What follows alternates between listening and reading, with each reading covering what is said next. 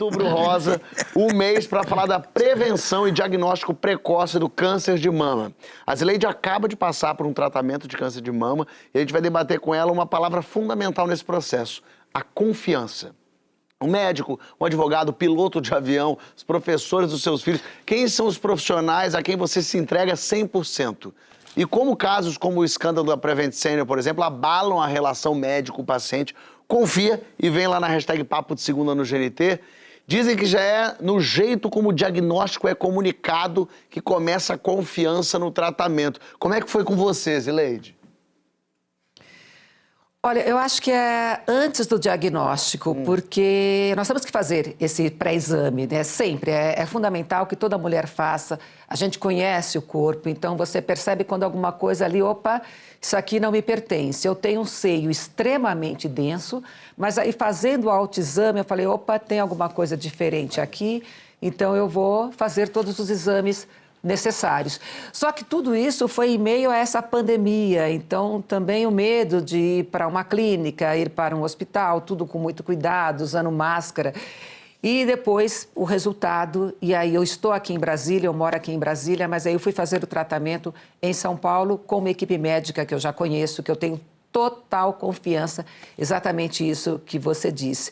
Então, claro, com medo de pegar um avião, com medo de passar ali pelo aeroporto, mas eu fui por isso, porque eu confiava totalmente nos meus médicos. Eu brinco assim com os colegas que eu assino um documento e falo, faça o que for necessário. No meu caso, faça o que for necessário para tirar esse câncer de mim, porque ele não me pertence. E tem que ter essa relação de confiança, sim.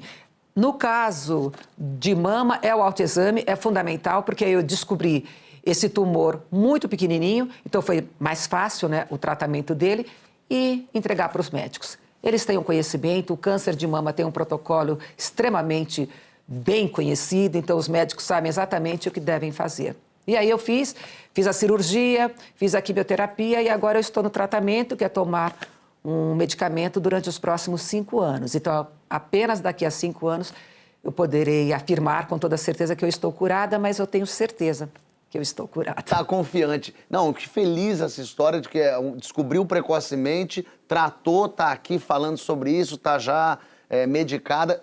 Mas, ao mesmo tempo, é claro que durante o tratamento você confiava nos médicos, mas o quanto é importante você com você mesma, essa confiança mesmo, assim, de não, vai dar tudo certo, vai dar tudo certo. O quanto às vezes, a gente tem que se enganar um pouco e ser um pouco poliana, porque se você se deixa bater por vai dar errado, já começa dando errado por aí. Porque, Fábio, dá um medo. Assim, eu acho que essa é uma notícia que ninguém quer receber. O câncer, porque durante muito tempo nós nem falávamos a palavra câncer. A gente falava, tem uma doença, tem um problema, porque tem esse medo de câncer quase que ser um sinônimo de morte, né? Então, dá um medo, dá um terror de como enfrentar isso, só que aí a gente tem uma corrente de amigos, de família e de médicos. Então, eu conhecia esses médicos, eu tinha total confiança neles, mas não vou negar, durante todo o processo dá muito medo, dá muita raiva, porque isso está acontecendo comigo. Não é um tratamento fácil, a quimioterapia é extremamente complicada, te deixa para baixo, te deixa insegura. Mas aí eu sou meio poliana mesmo, eu tinha essa certeza de que não, eu vou superar mais essa, sabe? Eu vou ganhar essa e eu tinha essa torcida organizada comigo, né? Falando, opa, vamos aí, levanta, pode chorar hoje, mas, levanta, tá? Sacode a poeira, dá a volta por cima e vamos enfrentar tudo que for necessário. É bem isso que eu acho muito importante, é seguir a orientação dos médicos. Eles sabem o que estão fazendo. Eu não sei vocês, meninos, mas eu abro meus exames, tá? Por mais que o médico me diga, traga o exame bonitinho, fechadinho, a primeira coisa que eu faço quando eu recebo um exame é abrir ali, tirar aquele negocinho que está colando, já leio, e aí li e entendi que era positivo. Aí, claro, fui conversar com o médico, ele confirmou, né, não era mais uma desconfiança, eu li, eu sei interpretar o que estava ali no resultado. E aí já foi conversar, e a partir daí, o que eu devo fazer? Qual é o procedimento? Como eu devo proceder a partir de agora, né? e é tocar isso. Mas, João, é extremamente difícil. Quando eu li, eu já fiquei... Putz, um câncer, vou ter que enfrentar isso, e ainda esse complicador, que era a pandemia da Covid. Mas eu sou muito prática, tem uns colegas que falam isso. Nossa, a Zileide é tão prática nesses momentos, porque, ok, é um câncer, como que eu vou resolver esse problema? Tá? O que eu devo fazer agora? E foi o que eu fiz. E eu acho que é o que todo mundo deve fazer. Assusta, sim, o câncer não é uma palavra fácil até hoje, mas tem tratamento, tem cura. Então, vamos enfrentá-lo. Falando um pouco de confiança de uma maneira geral, Fábio, em qualquer relação, eu acho que confiança exige duas atitudes das duas partes envolvidas. Uma atitude é a de você se abrir à construção de uma relação de confiança, o que exige lidar com a sua vulnerabilidade, né? Porque nada garante que o outro vai sustentar o acordo de confiança, né? Mas se você entra já numa atitude completamente fechada, cética, aí você não constrói mesmo, e a tendência é você, para se proteger, quebrar a relação de confiança antes do outro, para poder se proteger, né? Eu mesmo fiz isso na minha vida durante muitas vezes. E a outra atitude é sustentar, já que a gente falou do Milton Guedes, um tripé, né? Tem o tripé econômico, né? Tem o tripé da confiança, que é estabelecer as diretrizes de um acordo, né? Cumprir essas diretrizes, e quando você descumprir, porque fatalmente você vai em algum momento descumprir, porque nós somos humanos, a gente vai errar, né? Eu estou entre aqueles que valoriza demais o reconhecimento do erro e o pedido de desculpas, sabe? Acho que por meio desse reconhecimento das desculpas, você... João está rindo que é um ritual que a gente já praticou algumas vezes. Você restabelece. Mas não tem nada que dê mais confiança no outro do que quando a pessoa tem a humildade de dizer, eu errei com você, porque isso faz com que a relação fique mais tensa. Eu acho que também fortalece. O que eu acho que não pode acontecer é a confiança ser quebrada sistematicamente. Aí o próprio reconhecimento do erro vai perdendo o valor, né? Claro. Pessoas que a gente tem que confiar cegamente. O médico é uma, né? Dá pra ficar desconfiando do médico o tempo todo. Piloto de avião não dá pra falar, esse eu não acredito muito. Eu vou entrar nesse avião pra ver qual é, mas não sei se funciona.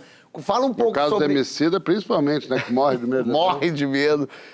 De quem que é saudável ter um pezinho atrás, hein? De pastor da igreja, do taxista, nem de da falar. ex. Não Eu não gosto nem de falar desse negócio de avião, Fábio. A última vez que eu voltei de Portugal pro Brasil, tinha um senhorzinho pernambucano atrás de mim na fila, entrando no avião. Aí eu virei, cumprimentei ele, né? Aquele menezinho de cabeça. Aí ele olhou pra mim assim, deu 2 soquinhos no avião, assim, pum, pum. Aí ele fez, não dá pra acreditar que esse negócio fica lá em cima, né, fi? Ele trouxe uma série de pensamentos, assim, com os quais eu já tinha me familiarizado, né? E colocado numa gaveta obscura dentro da minha mente aqui. Eu fiquei às 9 horas da viagem pensando como que essa porcaria fica aqui em cima. Aí a terapia que eu faço agora é o seguinte, sabe... O negócio que me fez confiar no avião, mano, e não é confiar mesmo, que confiar 100% eu vou confiar no dia que ele bater asa e botar ovo. Mas eu fico um pouco mais em paz porque eu passei a entender que o ar é um negócio físico. A gente acredita que o avião tá flutuando no nada, e o avião não tá flutuando no nada, ele tá deslizando no ar, sabe? Aí eu fico pensando... Isso aí é física, é física, entendeu? É física. Agora, sabe que eu tava ouvindo vocês falando? E eu pensei que durante muito tempo da minha vida eu não tive uma relação... essa relação de confiança, de troca com o médico. E olha que a minha mãe é uma profissional da saúde, foi durante bom tempo da vida dela. Minha mãe foi auxiliar de enfermagem. Foi nessa profissão, inclusive, que ela se aposentou. Mas essa coisa de ter um profissional que cuida da sua saúde e te dá uma atenção, faz com que você se sinta realmente cuidado, amparado, é uma coisa extremamente recente na minha vida. Eu não tenho esse profissional da minha infância ou da minha adolescência, muito pelo contrário, tenho uma relação bastante traumática, e não no sentido de, o médico me dá gatilho, não visito ou coisa do tipo, mas simplesmente é um tipo de relação que eu não desenvolvi, porque nas vezes nas quais eu fui até um posto de saúde, quando eu era menor, fui inclusive com a minha mãe, antes dela ser uma profissional da saúde também, a gente foi muito destratado, assim, foi muito maltratado. Então é muito importante você ter de fato um profissional que perceba as pessoas como pessoas, sabe? E infelizmente isso não é a realidade de alguns lugares. Eu sei que tem uma série de profissionais, e hoje eu conheço alguns deles que são meus amigos, admiro e fico muito feliz de ver a forma como eles conduzem a relação com seus pacientes. Mas infelizmente essa não era a realidade na minha infância, e acredito que de alguma maneira não é a realidade para muitas pessoas ainda hoje. Falar para você que quem quebrou isso aí em mim foi a minha dentista, doutora Ana Fontoura. Eu tô até fazendo aqui essa propaganda para ela, que ela merece. Doutora Ana Fontoura foi uma pessoa mágica na minha vida. Foi a primeira pessoa que sentou e conversou, só conversou.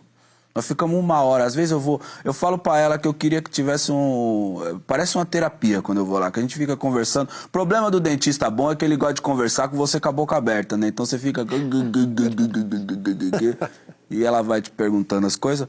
Mas foi ela que me trouxe esse negócio de você se sentir amparado por um profissional da saúde, de maneira a trocar com ele e acreditar que aquela pessoa está ali para te ajudar a se livrar de algum problema de saúde que você possa ter. E depois dela, eu fui organizando todos os exames que eu tenho que fazer. Toda vez que eu tenho que indicar alguém, é pediatra da minha filha, é médico para mim mesmo, toda vez eu procuro ela, porque aí ela sempre me indica o médico no padrão dela, assim. Então foi ela que foi me guiando por esse caminho e construindo essa ponte de confiança, que é uma coisa essencial e que todas as pessoas precisam ter direito. Infelizmente a gente percebe isso como um luxo, mas é uma das coisas que infelizmente a realidade brasileira não oferece como uma coisa básica para todos os pacientes, sabe?